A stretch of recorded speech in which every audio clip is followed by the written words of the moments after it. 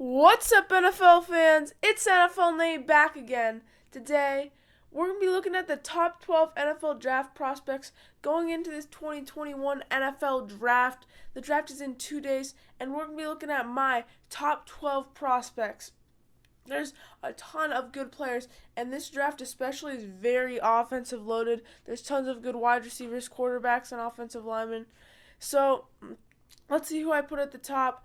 But before we get into it, if you guys enjoy this kind of NFL content, make sure to smash the like button, subscribe, and turn those post notifications on so you know when I upload. Tomorrow, I'm going to have my final mock draft that you don't want to miss. So stay tuned for that, and let's jump right into it.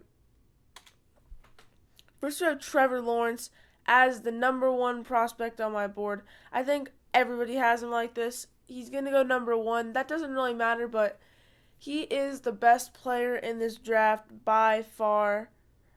Shouldn't say by far, but he is the best player in this draft for sure. He's got a big arm, a big build, amazing arm, and he's played and won in big games at Clemson, so it proves that he can win with that competition, which is really huge. And then the cons are sometimes not accurate, but really nothing else. Considered an accurate quarterback, so this is really not that big of a deal. I think he's close to a perfect prototype quarterback. That was like the only thing you can think of that's bad. Otherwise, he's very perfect. Yeah. Number two, we have Kyle Pitts, tight end from Florida. It's so weird to put a tight end at number two, but Kyle Pitts is just built different. He's big. He has freaky athleticism. He's just an offensive weapon for any quarterback would love. I think Kyle Pitts is going to be the steal of the draft if he falls past out of the top 10. I think he easily should be picked in the top 10, but the one con is he's a tight end, and that's not the most important position, but he's like a tight end wide receiver hybrid. I think teams are going to pick him. He's got super great jump ball ability. Like, you don't see guys like this very often, so I think the team that gets him is going to be very lucky, and he is going to become probably an all-pro player. Next, we have Jamarr Chase at number 3. Jamarr Chase sat out last year, but the year before that was the number 1 receiver on the LSU Tigers. As you remember, Justin Jefferson entered the draft. Jamarr Chase was actually a better prospect going into that draft, but he decided to not enter into that. Then COVID happened, and then he decided to sit out. So, Jamarr Chase is actually a better prospect than Justin Jefferson. In that 2019 season, he had tons of production, he has great speed, and he has pretty much.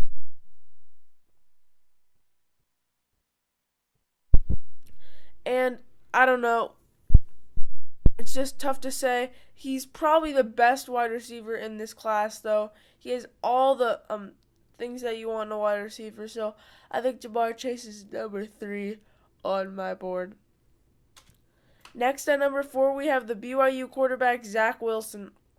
Zach Wilson is a very good quarterback. He's a great downfield passer, and at his pro day, he showed this. He has insane throw and the run ability. I think that will really get teams hyped up, and he's still accurate while doing it, so he has pretty much everything you want. If Trevor Lawrence wasn't in this draft, he'd easily be the number 1 pick, because he is an insane quarterback. The cons are he didn't play the best competition in college. He played for BYU. BYU does not play very good people in college, so I think that means he didn't play the best of competition. This isn't really a knock on him. It's just like he might not be the best. He might not have faced the best competition.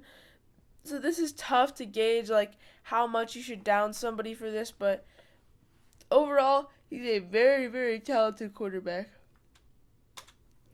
At number 5, I have Penei Sewell, offensive tackle from Oregon.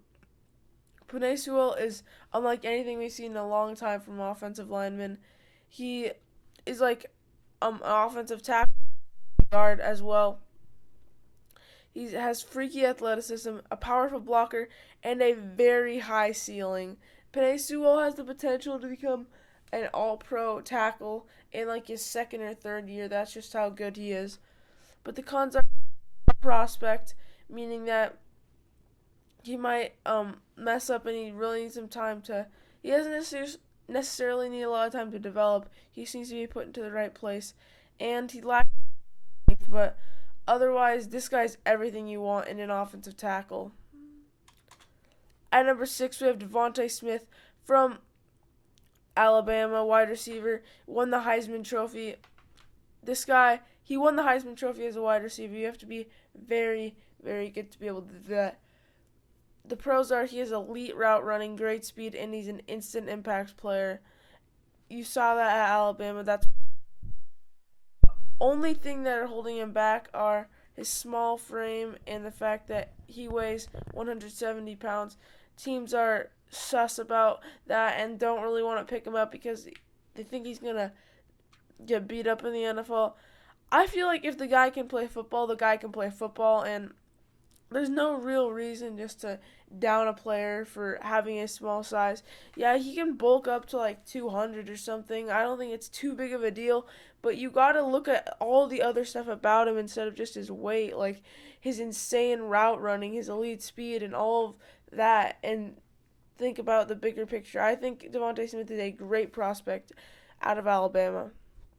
Next, at number 7, we have Justin Fields, quarterback, Ohio State. Justin Fields is the third quarterback on my board after Trevor Lawrence and Zach Wilson. I also think Justin Fields in a worse quarterback class could be a number 1 pick just because of how good he is. Pros are he's an elite athlete. He has great arms.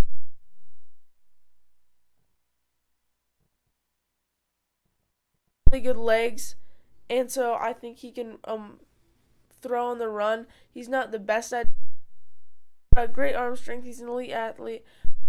One is he's slow at processing reads, which might be a little bad, and that's what is shying teams away. But I think he's still a very good quarterback. I think that's easily coachable, and that's a little thing to improve on. But what you really want to pick in Justin Fields is the athlete and what he can become. He's got a lot of signs of a modern-day quarterback that you really like.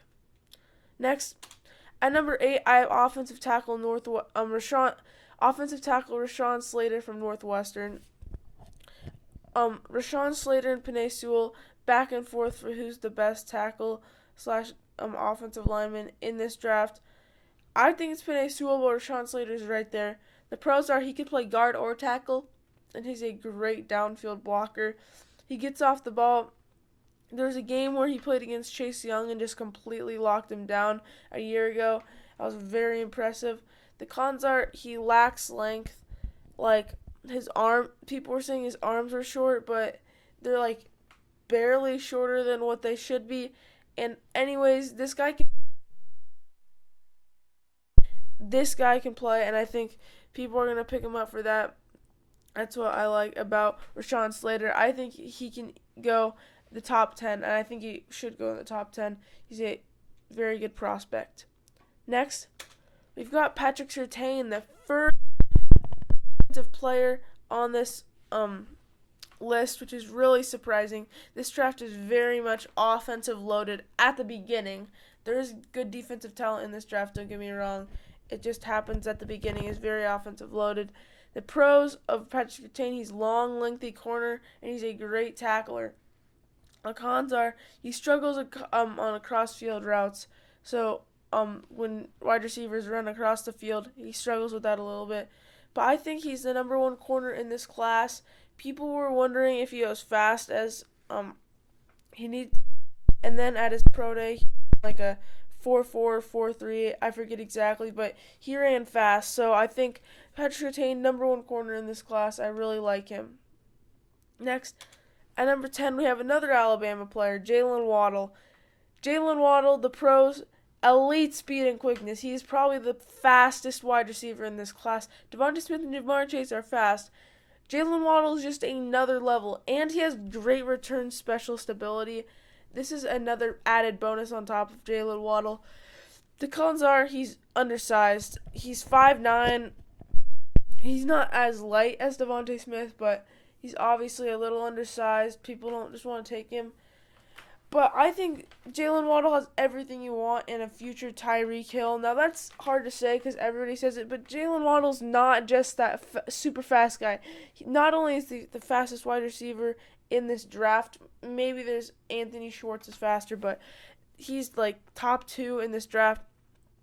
On top of that, he's got great route running, great hands, and everything else you want in a wide receiver. So I really like Jaylen Waddle. I think he just cracks the top 10. Next, we got Trey Lance, QB, North Dakota State, the 4th quarterback on my board. The pros are he's got a great arm, great dual threat ability, big arm, and great running ability. Trey Lance, I think he's gonna be he's kind of like a Lamar. He's not really a Lamar Jackson because he doesn't run a lot, but he does like to run the ball a lot. So I think that can become part of his game is running the ball a lot, even some end runs. He's got a big arm. He can chuck the ball down the field. He's really talented. You can tell. But the thing is, he only played 1 full year of college football, which is concerning just because you think, okay, this might have just been a fluke or something. But you can't deny the talent. So I think if you just see that there, then Trey Lance is a great prospect. Finally, at number 12, we have our second defensive player. I have Micah Parsons, Penn State linebacker. Pros are insane athleticism, versatile defensive weapon, and an amazing blitzer. He is going to be a Swiss Army knife for whatever defense he goes. He can blitz, he can drop back, he can play all around the field. And I think this is what whoever drafts him will need. I think Micah Parsons is a great prospect and probably the best linebacker in the draft. Thanks for watching. If you enjoyed, please leave a like and subscribe. My final mock draft is going to be coming out tomorrow, so stay tuned for that. And I'll see you guys all in the next one. See ya.